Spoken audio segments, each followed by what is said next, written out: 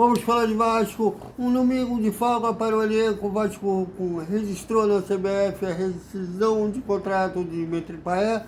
As meninas do futebol empataram com o Atlético Mineiro. E o Acácio dá uma entrevista aos colegas da Atenção com o Vascaíno, dizendo que, para ele, o Léo Jardim não quer ficar no Vasco. E depois do jogo contra o São Paulo, quinta-feira, o elenco vai ficar de férias.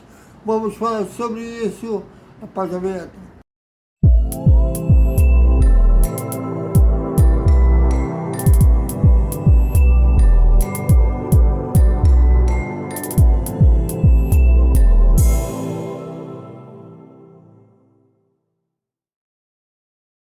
Salve, salve galera do Vascão! Boa noite para todo mundo. E o Vascaíno passou um domingo sem estresse, passando com quem você ama, com a sua namorada, com a sua mulher, com a sua família.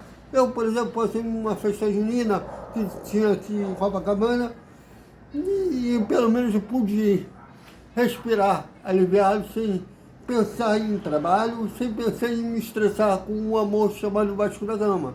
Tem até uma torcedora da Paraíba que fala que o Vasco é aquele que te fode com amor. É mais ou menos isso mesmo, até que quando ela postou uma coisa dessa. Mas é o torcedor vascaíno sofre, né? São 20 anos, 22 anos. Olha, quando o Botafogo ficou 21 anos sem ser campeão, né, que foi, acabaram com o jejum em 89, um ano que o Vasco foi campeão brasileiro, eles foram campeões cariocas, e 1-0 o gol do Maurício, em cima do Flamengo, o time lá da Gávea foi vice, né, foi vice do Vasco em 87 e 88, e vice do Botafogo em 89. E eu lembro até os zoando os botafoguenses que eles seriam campeões de novo só daqui a 21 anos, né? Isso não aconteceu, mas eu não imaginava que o Vasco fosse ficar 21 anos sem ser campeão. 22 anos. O último, 2011. Se for contar o estadual, desde 2016, né, que foi bicampeão em 2015, também tem muitos anos. É uma coisa que, cara, eu acho que quando o Vasco tiver um time competitivo para ser campeão, vamos ficar igual a McLaren ano passado, quando eles passaram a ter o melhor carro no meio da temporada. Eles pareciam se beliscar, tentando se acreditar, tentando se educar a ganhar. E a gente vai ter a mesma sensação quando o Vasco tiver novamente um time competitivo. E a bola volta a rolar, e como volta a rolar, na quinta-feira, às 9h30 da noite, eu estou falando com um vizinho vascaíno também, deve ser um jogo da Globo pelo horário, já que terça-feira é o jogo da seleção, um jogo contra o Paraguai pelas eliminatórias da Copa do Mundo, que o Pedrinho continua brincando como chefe da delegação. E um jogo praticamente, uma vitória praticamente carimba o passaporte do Brasil para as eliminatórias da Copa do México, Estados Unidos e Canadá. Deve ser uma zona, essa série tripla. Mas já a FIFA está cada ano se superando em maluquice, né? Depois que eles fizeram uma série dupla, em 2002, quando o Brasil foi campeão, que foi a Copa da Coreia e do Japão, eles agora se superaram e fizeram uma série tripla. Depois de falar de série tripla, está um verdadeiro vexame à procura de ingressos para essa Copa do Mundo de clubes que a gente está pagando para ela. O Vasco não está competindo. Não conseguiram sequer vender a metade dos ingressos para a primeira rodada de todos os grupos. Tem, lógico, os Estados Unidos não ligam para futebol, eles chamam futebol de soccer, e futebol eles chamam de futebol é um esporte que a bola é oval e joga mais com a mão do que com o pé. Só tem um lance chutado, que é o chamado futebol americano. A FIFA tenta conquistar o americano da mesma forma que a Fórmula 1 tenta conquistar o americano. Ela tem 3 corridas lá para ver se consegue conquistar o amor do americano e a FIFA está também com essa luta, né, de ganhar o americano pelo cansaço, como diria a Pedro, quem acompanhou a série norte-americana Big Bang Theory, né, de um grupo de nerds e uma loura que sonhava ser atriz, depois veio com ela outras amigas conquistou o coração do grupo. Até ela brincou quando começou a namorar sério o Leonardo, brincava dizendo que ele ganhou ela pelo cansaço. E tanto a FIA na Fórmula 1 quanto a FIFA no futebol, tentando conquistar o coração do norte-americano. Então, um verdadeiro flop, um verdadeiro fracasso a venda de ingressos para essa Copa do Mundo de Clubes. E como a gente está ligando, mexendo para ela, vamos falar de Vasco.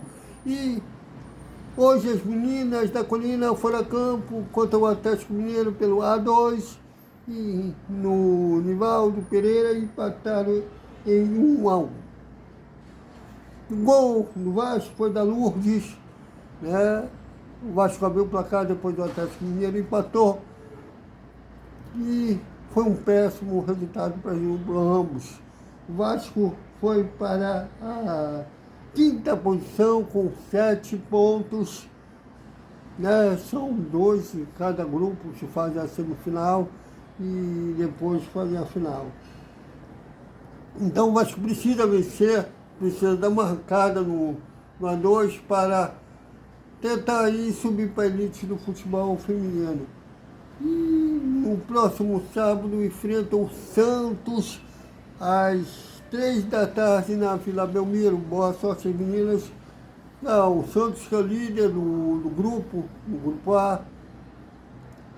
E precisa vencer para, quem sabe, vencendo a líder na casa delas, dar uma arrancada no A2. Bom, como eu falei, o elenco aproveitou os 6 jogos da data FIFA, o elenco ganhou folga nesse domingo, até o elenco pôde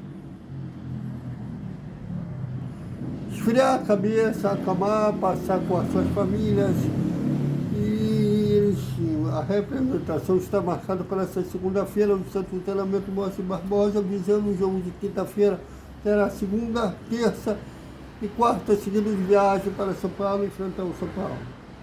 Bom, e após o jogo contra o São Paulo, o elenco ganha férias, terá um recesso de 15 dias, e nesse mesmo termo os jogadores vão curtir as férias, não diria merecidas, porque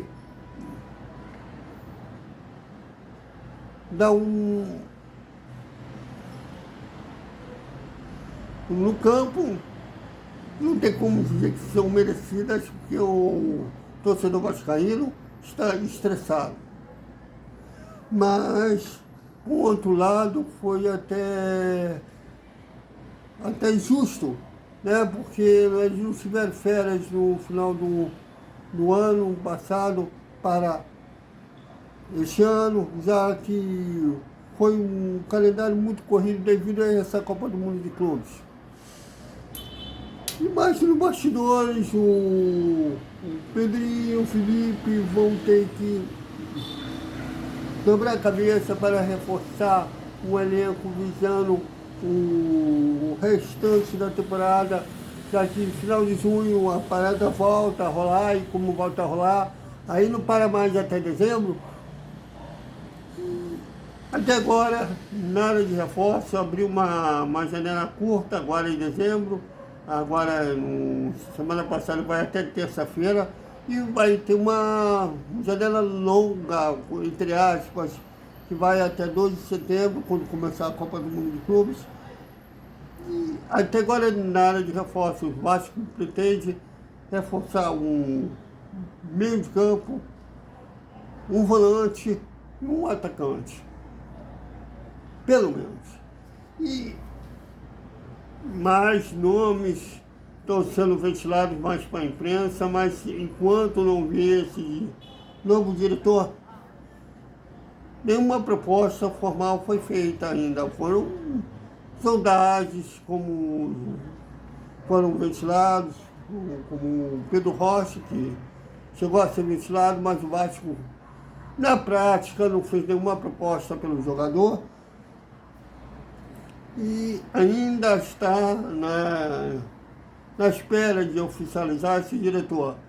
Tudo leva a crer que o Eduardo Filandes será esse diretor, mas tem outros, né, sendo ventilados, então vamos aguardar as cenas dos próximos capítulos.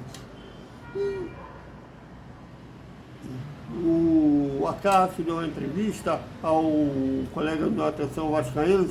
Abraço ao Flávio, abraço ao Emerson e toda a galera do AV.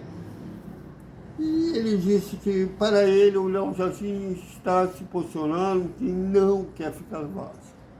Daquela mesma forma, em outras palavras que o Acácio disse, mas quis dizer a mesma coisa que eu costumo dizer, né, daquela música do Chime Morse, Words, que é mais do que palavras, que dizem que palavras não mais importantes, mas o importante é a ação, né? E as ações da staff do Léo Jardim, tudo parece dizer que ele não quer ficar. Bom, o direito que ele tem, né? Ele querer. O Flávio falou em gratidão, mas estamos falando de negócio. Futebol, hoje, futebol sempre foi negócio, mas teve um período na época do Pelé, na época do Roberto Dinamite, né, no início dos anos 90, que um jogador praticamente passava a carreira toda em um clube, que era mais, principalmente na época da lei do passe, que era o clube que segurava, que gerenciava a carreira do jogo, um atleta. Era o jogador se via até apegado àquele clube. Hoje, não mais. São puramente negócios. Aliás, ainda no final dos anos 80, né, a primeira coisa que me deu é aquele choque que futebol, os jogadores de futebol não vê como um torcedor vê, aquela paixão que o torcedor vê, para eles é apenas um posto de trabalho, foi a transferência estabelecida do Bebeto do Flamengo para o Vasco em 89.